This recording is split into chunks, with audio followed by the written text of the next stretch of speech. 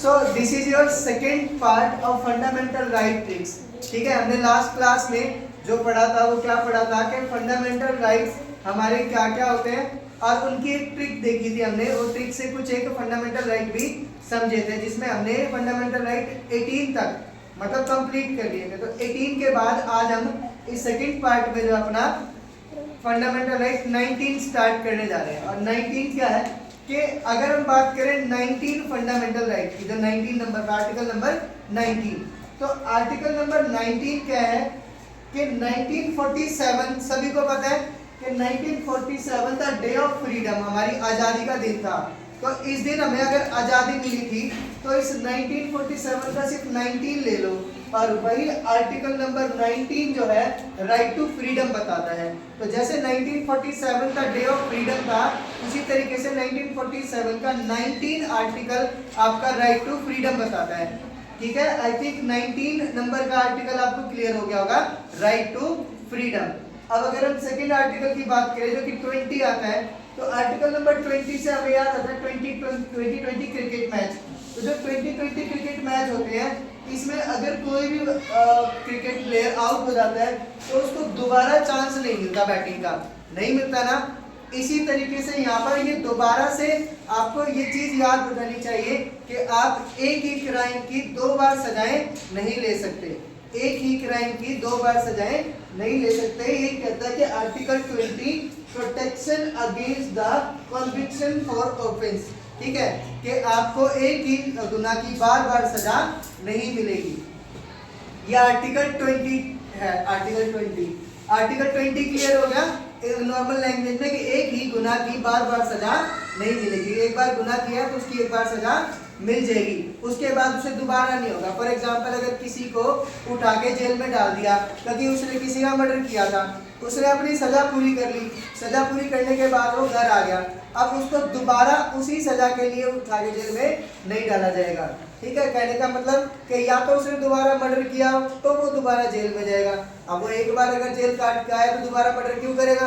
और जब उसने दोबारा मर्डर किया नहीं है, कोई भी क्राइम किया नहीं है, तो पुराने वाले क्राइम की सजा उसे नहीं मिल सकती। क्यों? क्योंकि वो अपनी सजा निपटा के आ चुका है। ये क्लियर है सभी को? आर्टिकल 20 क्या होता है? आर्टिकल 21 ये इंपॉर्टेंट है क्योंकि इसमें 2 आर्टिकल आते हैं।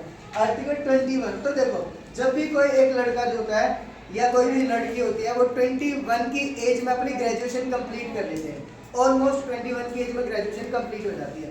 ग्रेजुएशन मतलब कॉलेज कंप्लीट हो जाता है। तो कॉलेज कंप्लीट हो जाने के बाद एक लड़का या लड़की या कोई भी व्हाटएवर वो यही चाहता है कि वो अपनी जिंदगी शांति से जिए, एक तरीके से आज़ादी चाहते हैं। वो मम्मी पापा से कहना चाहते हैं कि मम्मी अब मेरे को थोड़ा सा आज़ाद रहना है क्योंकि 12th तक मैंने खूब पढ़ाई करी, ग्रेजुएशन मेरी खूब पढ़ाई करी, अब मेरे को थोड़ा सा आज़ाद रहना, मुझे फ्री रहना है। तो आर्टिकल 21 जो है वो फ्री होने के लिए होता है कि भाई मुझे फ्री रहना है, थोड़े दिनों तक मौज मस्ती रखनी है। अब फ्री होने के साथ साथ मुझे प्रोटेक्शन भी तो चाहिए, ऐसे नहीं कि मैं फ्री हो जाऊँ और कोई भी प्रोटेक्शन ना हो। तो यहाँ पर आर्टिकल 21 यही बताता है कि एक इंसान किसकी एज में एंजॉय करना चाहता है अपनी लाइफ को प्रोटेक्शन के साथ। तो आर्टिकल 21 यही कहता है कि right to protection of life and personal liberty, यानी कि आपकी लाइफ के प्रोटेक्शन का अधिकार, आपकी इंडिविजुअलिटी, आपकी लिबर्टी जो है इसी में ही आती है। ठीक है, उसके बाद बात करें आर्टिकल 21 से ही 21A आता है हमारा। ये आर्टिकल 21 में ही जोड़ा गया था क्योंकि वो लड़का क्या करके एंजॉय करना चाहता था? पढ़ाई लिखाई करके क्या करना चाहता था? एंजॉय करना चाहता था। तो क्या पढ़ाई लिखाई कंपलसरी नहीं होगी उसके लिए? होगी ना। तो 21A में यही जोड़ा गया कि पढ़ाई लिखाई कंपलसरी है, जरूरी है, इसके बगैर तो कुछ हो ही नहीं सकता। और इसीलिए आर्टिकल 21A बनाया गया जिसमें साफ साफ लिखा गया कि education is fundamental right and ये एज 6 से लेके एज 14 तक फ्री ऑफ कॉस्ट एजुकेशन दी जाएगी। 2002 में ये अमेंडमेंट हुआ था जो आर्टिकल में 86 नंबर का अमेंडमेंट था। कौन से नंबर का अमेंडमेंट था? 86 नंबर का अमेंडमेंट था।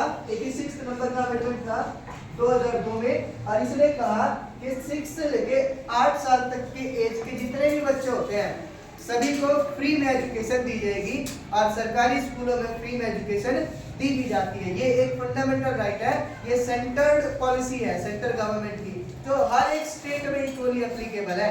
21A कंपल्सरी करता है एजुकेशन को, कितने से कितनी एज ग्रुप के बच्चों को, 6 to 14। उसके बाद 21 के बाद आर्टिकल 22 आता है। ये काफी इंटरेस्टिंग है, क्यों है, क्योंकि ये क्या करता है कि सपोज जैसे कि आपको कोई अरेस्ट करने आया, तो ये आपका राइट है। ये आर्टिकल 22 कहता है कि आप उससे पूछ सकते हो कि भाई क्यों अरेस्ट कर रहे हो, है ना। तो article 22 deal with the protection against the arrest and the detention in certain cases. यानी कि अगर आपको कोई भी अरेस्ट करने आ रहा है तो आपके पास पूरा अधिकार है कि आप उनसे पूछो कि भाई क्या रीजन है जो आप हमें अरेस्ट करने आए हो। आपके पास पूरा अधिकार है ये जानने का कि आप अरेस्ट क्यों हो रहे हो, ठीक है। तो ये आर्टिकल 22 हमें यही राइट देता है, आर्टिकल 22 हमें ये अधिकार देता है कि हम अगर अरेस्ट हो रहे हैं तो क्यों हो रहे हैं ये जान सकें।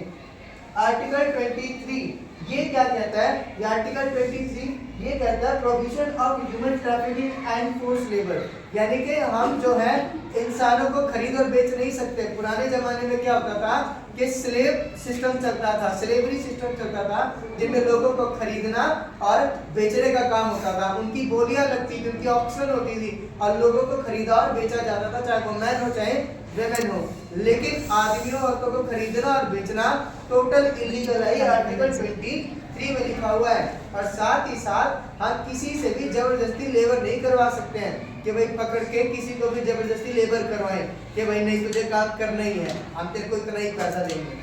उसका मन है अगर वो करेगा तो करेगा, नहीं तो नहीं। हम फोर्स लेबर नहीं करा सकते। तो आर्टिकल 23 दो बातें बताता है, एक तो इंसानों को खरीदा और बेचा नहीं जा सकता और दूसरा उनसे जबरदस्ती लेबर भी नहीं कराई जा सकती। आर्टिकल 24 की बात करें जो कि अपने आप में काफी इंपॉर्टेंट है क्योंकि ये बच्चों से रिलेटेड है।